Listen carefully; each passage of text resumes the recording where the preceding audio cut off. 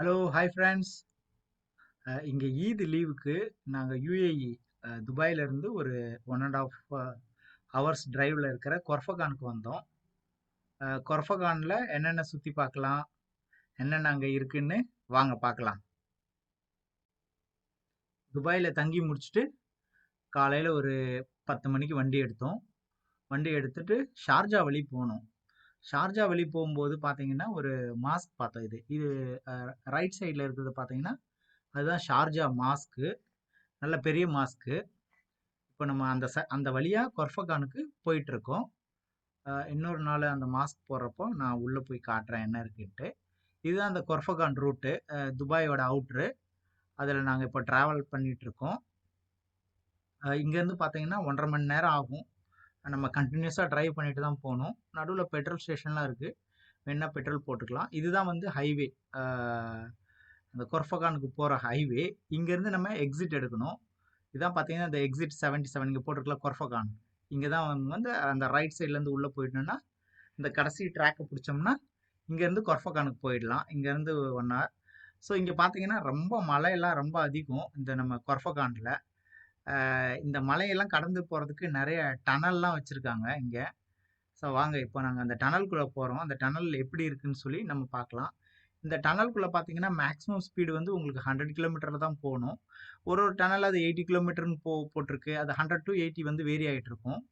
So இங்கே பார்த்தீங்கன்னா டனலில் வந்து உங்களுக்கு அவ்வளோ இருட்டெல்லாம் ஒன்றும் கிடையாது. த்ரூ அவுட் கண்டினியூஸாக அவங்க வந்து லைட் இருக்கும்.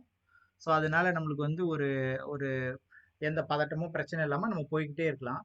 நாங்கள் இன்னொரு டனல்லாம் போனோம். அந்த டனல்லாம் பார்த்தீங்கன்னா இட்ஸ் அரௌண்டு ஒரு 2 நிமிஷம் நம்ம ட்ராவல் பண்ணுற மாதிரி இருந்தது. ஸோ இப்போ டனல்குள்ளேருந்து வெளியே வந்துட்டோம். இங்கே பார்த்தீங்கன்னா நிறைய டேட்ஸ் ஃபார்மிங்லாம் வச்சுருக்காங்க இந்த பர்ஃபகானில்.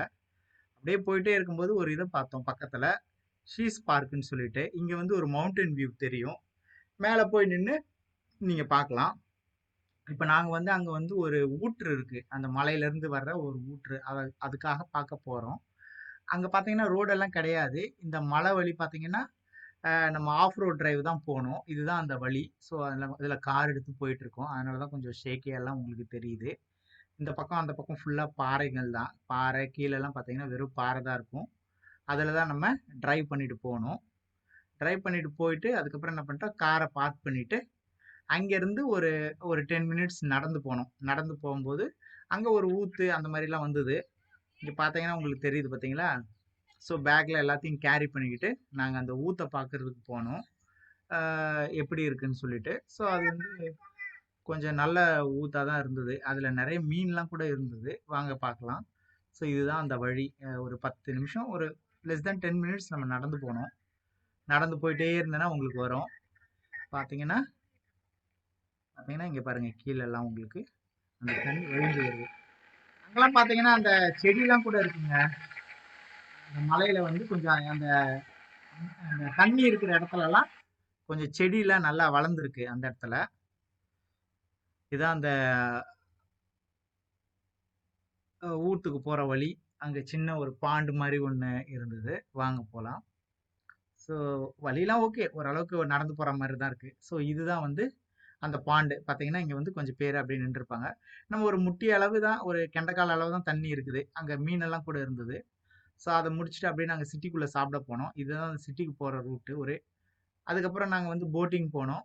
அந்த அங்கே இருக்க போட்டிங்கு அரௌண்டு ஒரு 30 மினிட்ஸ் ஒரு போட்டிங் போனோம். நல்லா இருந்தது, ரொம்ப நல்லா ஸ்பீடாக ஓடிட்டு போனாங்க. அதுக்கப்புறம் பார்த்தீங்கன்னா இது கொர்ஃபகானில் இருக்கிற அந்த மேன் மேட் ஃபால்ஸ். ஆக்சுவலாக இது ஒரு பெரிய வாட்டர் ஃபால்ஸ் மாதிரி. அங்கே எங்களுக்கு இடம் கிடைக்கல நின்று பார்க்கறதுக்கு, மீன்ஸ் காரை பார்க் பண்ணிட்டு இறங்கி பார்க்கறதுக்கு. அதனால கார்லேயே இருந்து அப்படியே நாங்கள் ஷூட் பண்ணோம். நல்லா இருக்கும் இந்த ஃபால்ஸ் பக்கத்தில் போய் இருந்தோன்னா. அந்த நம்ம நம்ம நேச்சுரல் ஃபால்ஸ் வர்ற மாதிரியே அழகாக இருக்கும்.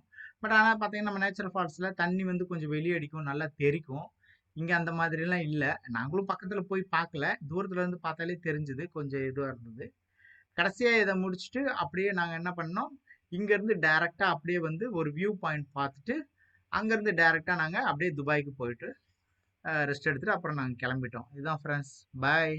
பாருங்கள்.